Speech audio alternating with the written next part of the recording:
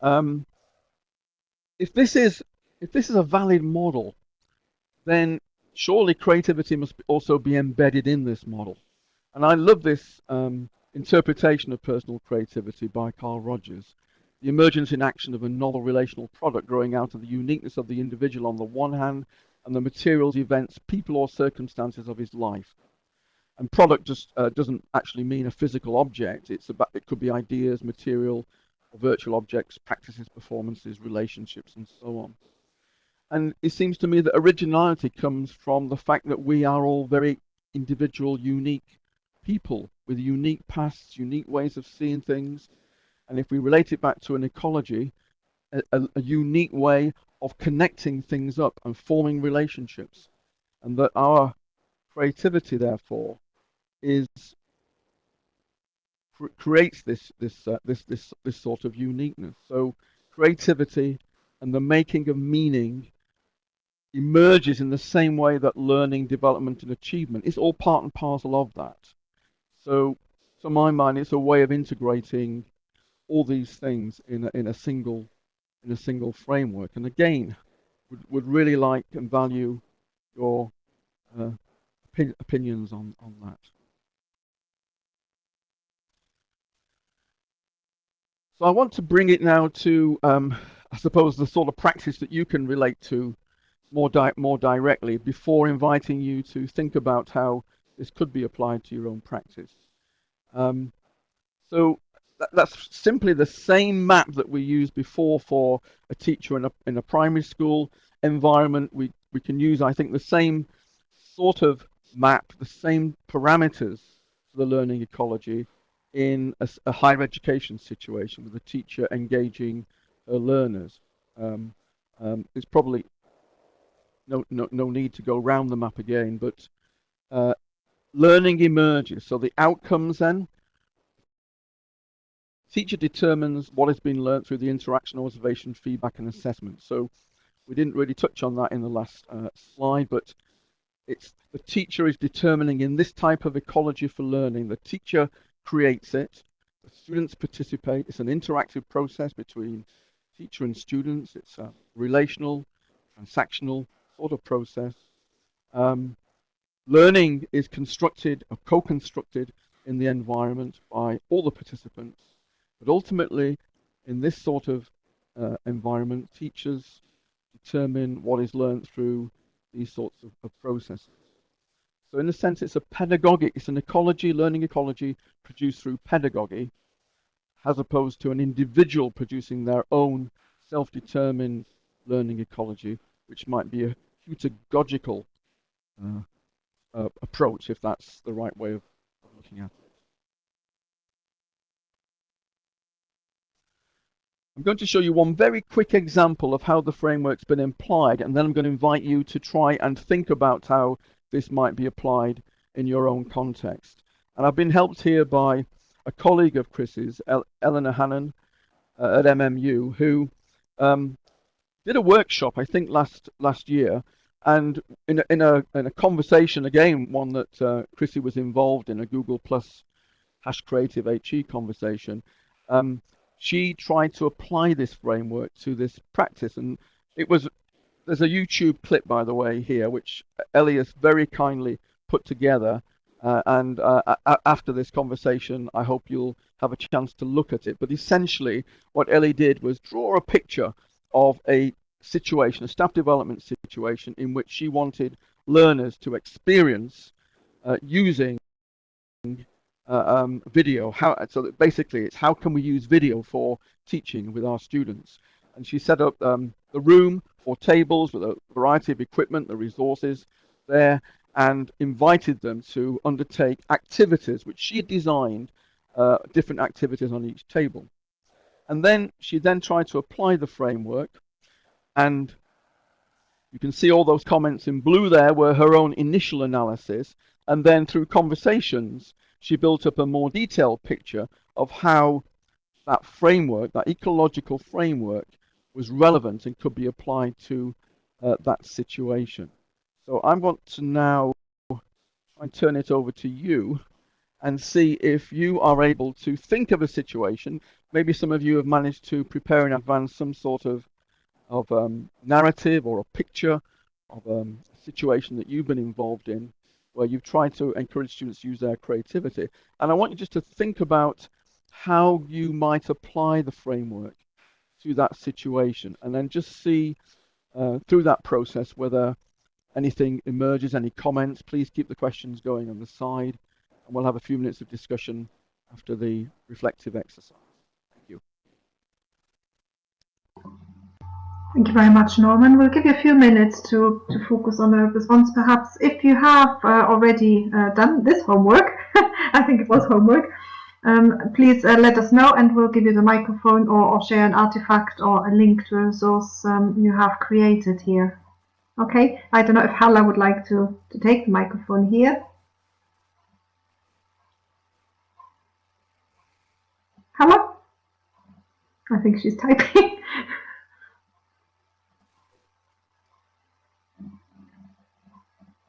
No, thanks. Okay, I'll switch it off. Not a problem at all. If there's anybody else who would like, Jenny perhaps, because I think you said that you have prepared something. Would you like to take the microphone and share that with us?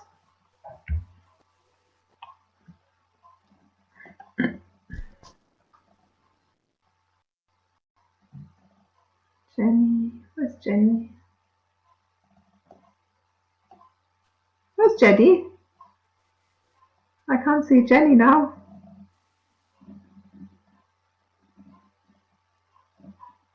Norman, can you see Jenny in the list? At the top, so very first person. Ah, yes. Oh, sorry. Okay, Jenny, I'll give you the microphone. 1 second. Enable microphone. Here you go. You just click at the top of the screen now where you see the grey microphone. It will turn green. You'll be able to hear you. Thank you.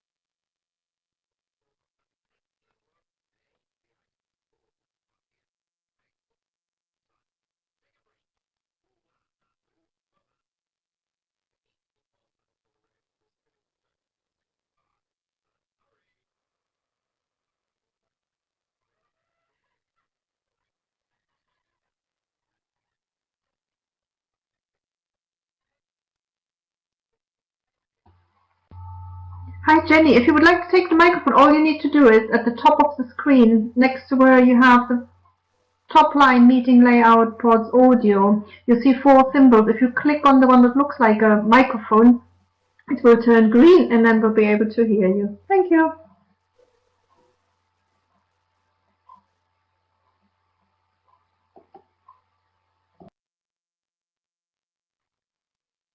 Hello, Chrissy.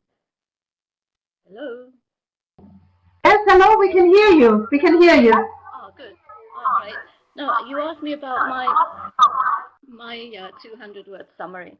Well, I decided to be a bit radical and strip away all the resources that we normally think we need for creativity. Face the students with nothing other than what they brought, that is their own knowledge, whatever possessions they have around them, whatever resources are in the room.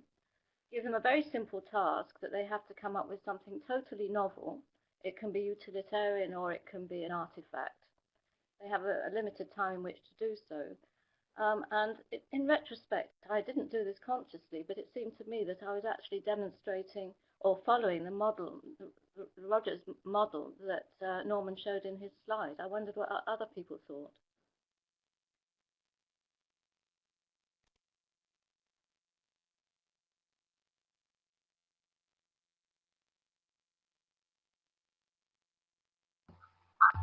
Thank you, Jenny. And Norman, would you like to respond to Jenny?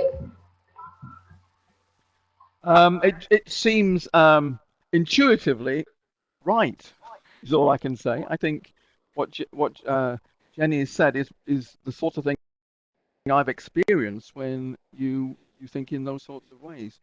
Creativity does emerge from the circumstances of your life, and if you are the raw materials, then that conception of personal creativity must fit.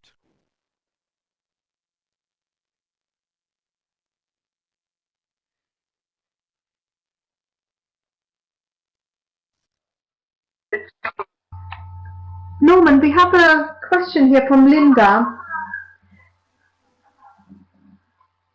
Jenny, could you please switch off your microphone because I think there's some echo. Linda says, I'm struggling to see how this learning ecology framework couldn't be applied to any learning situation. What are your thoughts around this, Norman? Okay. I think that is the case. But what I want to do is involve lots of people who are coming at this cold for the first time and thinking about it so that my interpretations can be informed, because I've been so involved with this idea that I can see it, and it has been applied to lots of different situations. But I really want other people to say, no, it can't. there's something wrong with it, or it's not. It's inadequate in some way. So I guess going beyond the yes, it can be applied. Are there other things to this ecology that we might other ideas, concepts that might populate it? Are there important things missing from it? I guess is perhaps another question that we might ask.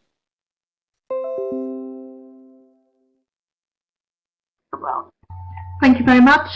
Peter points towards the project I think he's involved in, and these are the Cooks. I'm just wondering if Peter has a microphone and would briefly like to share that work briefly with us, and maybe see what he thinks about the link between this project and learning ecologies. Peter, do you have a microphone you could use?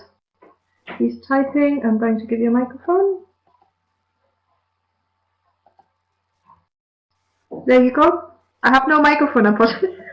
This is a shame, Peter. Okay, if you would like to just share with us here one or two lines, maybe in the chat about the project, so people get an idea. Thank you. It is a shame. Hopefully next time.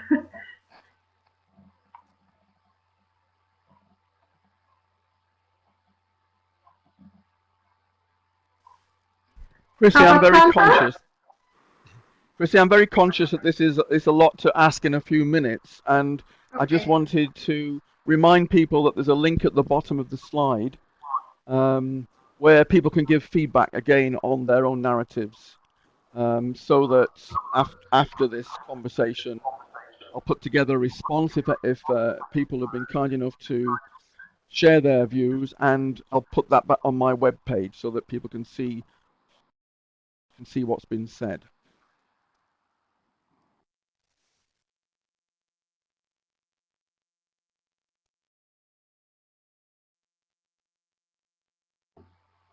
That is fine, Norman. Please feel free to move on. Okay. Okay, thank you. So I just now want to connect this idea of learning ecologies to ecosystems, because it seems to me you can't have without operating within an ecosystem. And I'm going to draw now on the work of Jori Bronfenbrenner, and he was a developmental psychologist. In order to understand human development, one must consider the entire ecological system in which growth occurs, and I very much concur with that. And I just want to make a connection then to ecosystems via pedagogy and an ecological concept of pedagogy. And I'm using pedagogy rather than teaching because I think there's more affordance idea of pedagogy than teaching. For Explorer of Alexander in an essay, I think really sums up to me very holistic of what ecology means. It's more than teaching method, more than curriculum, more than assessment practice. Of course, it's all these things, but it's also how they're made into patterns of actions, activities, interactions by a particular teacher with a particular group of students, and I've added in a particular context. And the concept of pedagogy encompasses relationships, conversations, learning environments, rules, norms, culture within the wider social context, and may extend beyond school to community and public settings. It takes in the ways in which what teachers and students do is framed and delimited within a specific site, a policy regime, and the historical cultural context.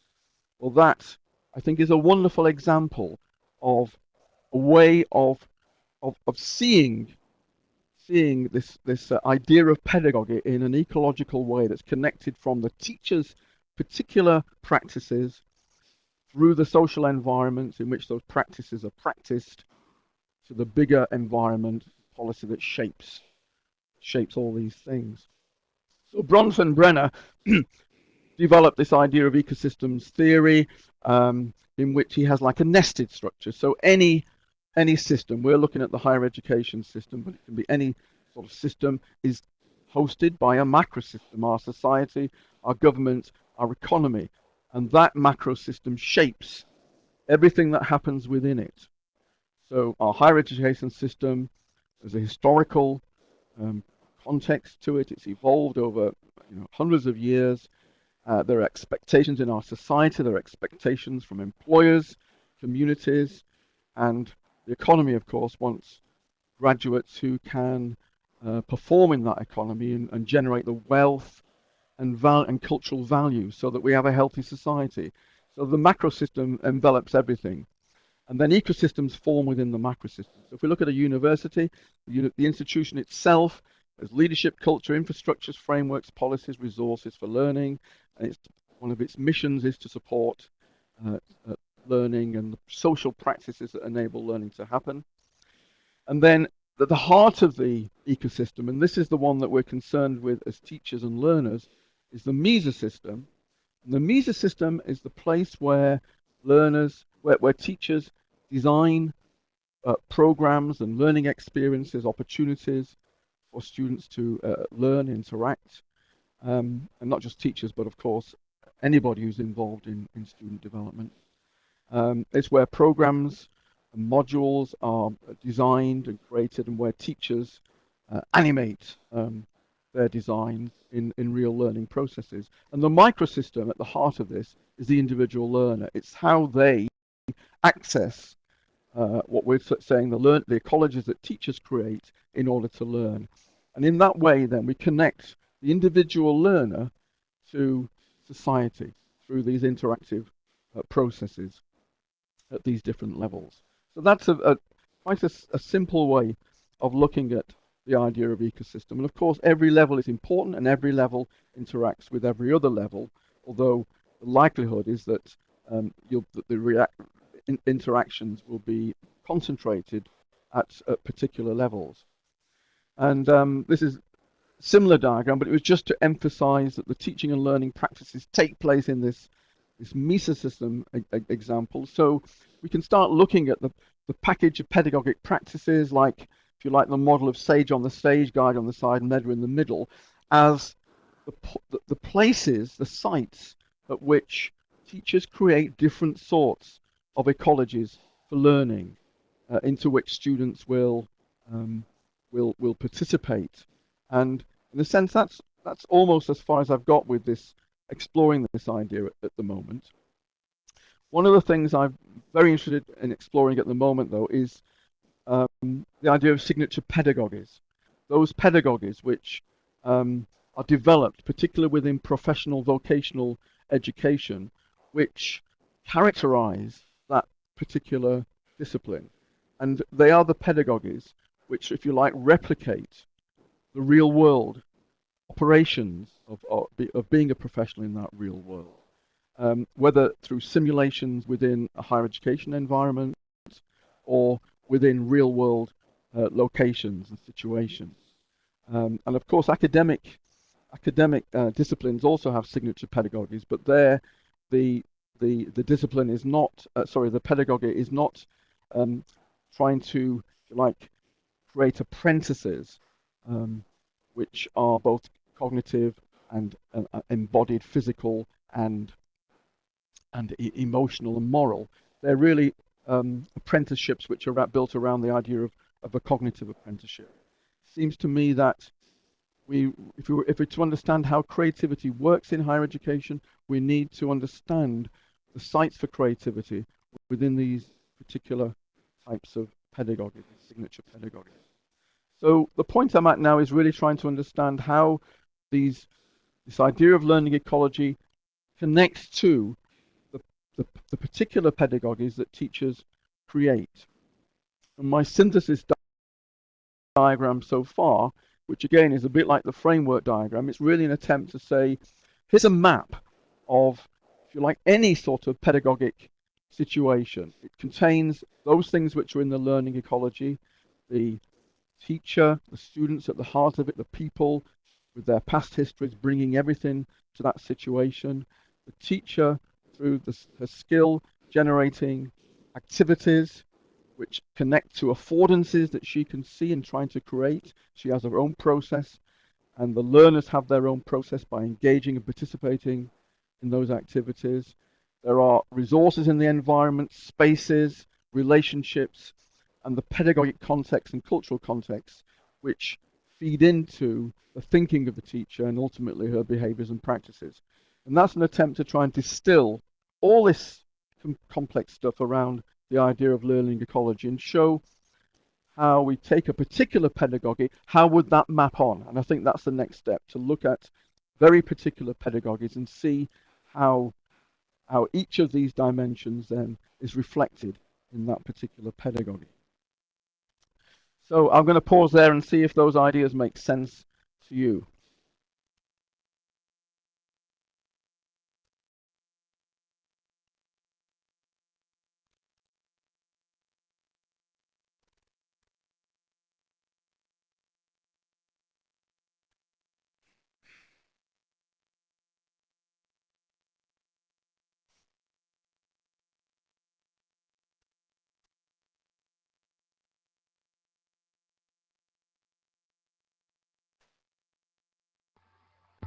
Thank you very much, Norman. Please respond to Norman's questions in the chat, or if there is anybody who would like to take the microphone, please let us know. Raise your hand. That might help us speed up the process. Thank you.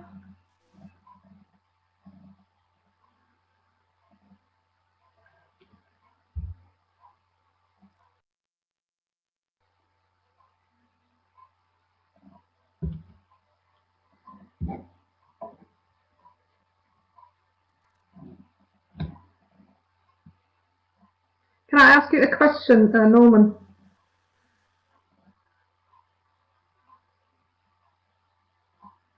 Norman? Could I ask you a question, Chrissy, please? Oh, yes, please, yeah. Could I ask you? Yes, I mean, it's very interesting and fascinating, actually, what I think we have started here discussing about ecologies, and I find it extremely complicated and complex as well. What do you say about signature pedagogies? For me, it seems to be putting specialities into boxes somehow. I'm just wondering if there's a need or a desire actually to cross boundaries between these signature pedagogies. So what is the value of diversity? Because I think if we have signature pedagogies, if we all in our disciplines teach in different ways, what do voices that come from outside actually bring and contribute? What's the potential? I was reading something yesterday around boundary crossing, and as you know, it's part of my PhD. So I'm just wondering how ecologies and different ecosystems link to boundary crossing. If you see any links, I don't know if Yeah, I I think articulate that's it properly, but I'm trying to understand it myself. well, I think this is why it's such a fertile ground for exploring, because there are so many dimensions to it. And I guess with signature pedagogies, I think it's not the whole pedagogy of a discipline, clearly. It's those particular parts of a discipline which are geared to the way someone will behave in real world situations, doing a job. So for medicine, for example, it's if you're going to be a doctor, you're going to be a GP, for example, you have to learn how the GP behaves. You sit in, you watch, you observe, you do, you're checked, you're mentored.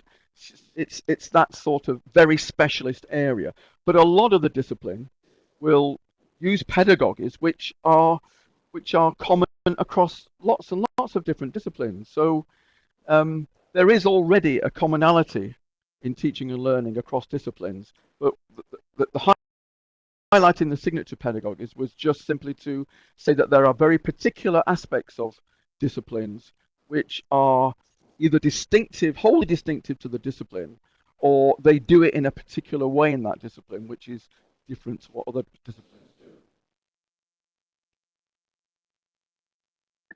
Thank you very much, Norman. We have a question. Well, we have quite a few questions. If you would like to have a look at them in the chat as well. I'm just picking up one from Peter, who talks about, where is it? I can't see it. Yes, Norman. Does having roles of teacher and students already come with a set of connotations that define what follows? Sort of, does this imply that there Yeah, are power relationships already in play? I Sort think of a vertical I think construction of knowledge. I think it can do, and I think it depends on the pedagogic practice itself. Clearly, you can have teaching learning situations where everybody is participating together to share their knowledge and co-create some new meaning, some new knowledge. So in those contexts, just labeling someone a teacher and a learner, everyone's a learner clearly, but we do carry these labels through higher education. So I think it depends on the pedagogic practice. And in the example I showed there of Sage on the stage, clearly the power structure there is teacher to learner. But once you come into the guide on the side and meta in the middle notions of pedagogy, clearly they're very different relationships between teachers and learners. And there's much more there. And I think so. I think that's what you have to do. You have to explore the meanings of these words in the particular pedagogic practice. Chrissy, can I move on now? Because I'm very conscious time is running out. To give a student perspective, perhaps, on at the last part of this. Okay, so ecologies for learning. I think this basically the idea of ecologies for learning to me is all about the student themselves ultimately becoming the person they want to be, which to me is the heart of the value in this concept. So if you think of a student now, traveling through higher education, there's their journey, a 3 or 4 year program, lots of packages of learning in those modules and units, hopefully coherently put together in a program, although often the students are the ones who really build the coherence through the program. And in each of those modules, you've got different pedagogic practices creating these ecologies for learning. That little picture in the bottom left is meant to indicate that. But outside that academic program, if you like, within the university ecosystem, there are other opportunities for learning, the co-curriculum opportunities there that students will also participate. And then if we go into the wider world, students are also participating in these other spaces. All those spaces, I think we have to look at it as all those spaces provide affordance for students to participate in ecologies for learning and also building their own ecologies for learning. So going briefly back to SEPTA, what we tried to do there to recognize students' learning and development achievement in all these different spaces was to build what we called a life-wide curriculum. curriculum that span the academic, work-related, co-curriculum and extracurricular domains, and then try and find ways of recognizing the learning and development that was occurring in these different spaces. And I want to give you one example of how we might perceive the value in learning ecologies from a student's perspective. So this young man was an archaeology student, University of York, graduated in 2013. And what I've done is build a picture, which he helped us build, of his program and the things he did outside his program to enable him to become the archaeologist he wanted to become. So the blue column in the middle, his course, he hadn't done archaeology before, clearly, but his goal was, obviously, in joining and participating in this program, was to become an archaeologist. So his course provided him with the core knowledge. He said it's the core knowledge, and not only that, but a set of relationships that he could build on and use throughout his experience at university. But over on the left and right, you've got things he did outside his course. So in his second year, the green blob, he joined the editorial team of his departmental magazine, archaeology magazine. Up the left-hand side, you've got little red blobs. He attended conferences outside the university, and the top blob in the final year, he and two other peers ran their own conference for archaeology students from all over the UK. On the right-hand side, you've got a lot of purple dots, which are the archaeology digs that he participated in. These were digs organised by other students, or organised by some of them research students, or organised by himself. And then the yellow dot, a volunteering club. So all those things, his learning and development and achievement were distributed across all those spaces, not just his course space. I think we can visualize the types of ecologies that students are participating in with this very simple matrix, 2 by 2. So across you've got the contexts, academic program, or other contexts, work, community, field, extracurriculum, and so on. And then the vertical axis is meant to be whether it's been determined by institution or determined by learner, and it's all those other parameters of the ecology that we were talking about before. So it includes the goals, affordances, processes, spaces, relationships, resources, and so on and so forth. And we can map out perhaps 4 spaces, 4 conceptual spaces. Bottom left are the spaces which are completely determined by teachers. So within the academic program, the teachers control the ecology, students fit in, and they participate and hopefully learn effectively within that.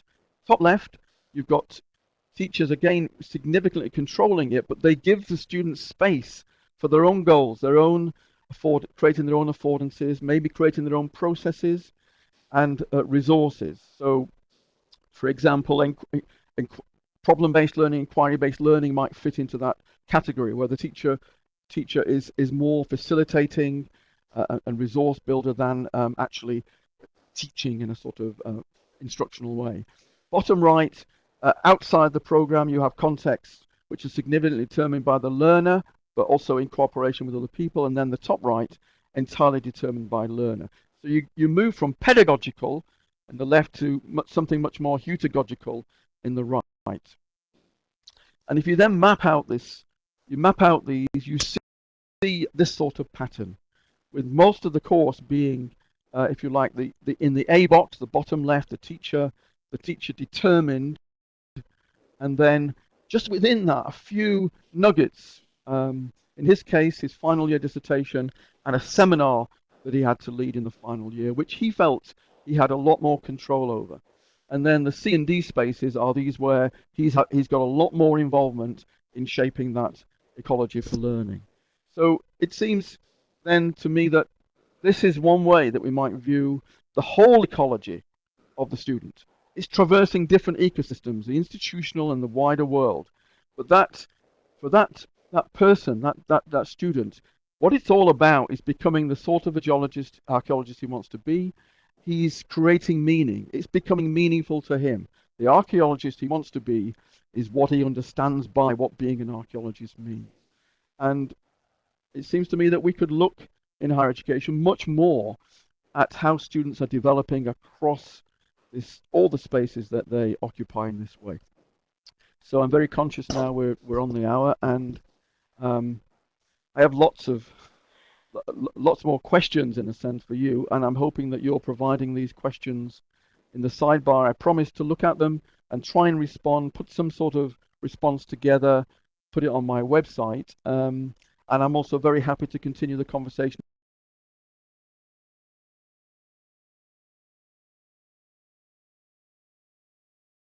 Very much. Thank you very much.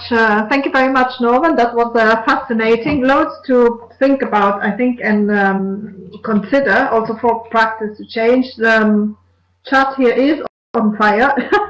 There are multiple people posting at the moment. So thank you very much. You generated that interest. It's fascinating to see and what you say about the complexity and the fluidity, I think, of learning. And how this is shaping and reshaping practices, but also theory is developing out of this. So thank you very much for making us all think. Thank you for all your preparation. Thank you everybody for contributing. Norman is willing to stay a little bit longer, if this is my understanding, Norman? Yes? Very much so. I'm very happy to talk if people want to talk here. If you would like to continue the conversation here, but he's also available online via Twitter. We'll share his handle shortly, but also online in other spaces. So thank you very much, everybody, and we'll see you next month again. Thank you.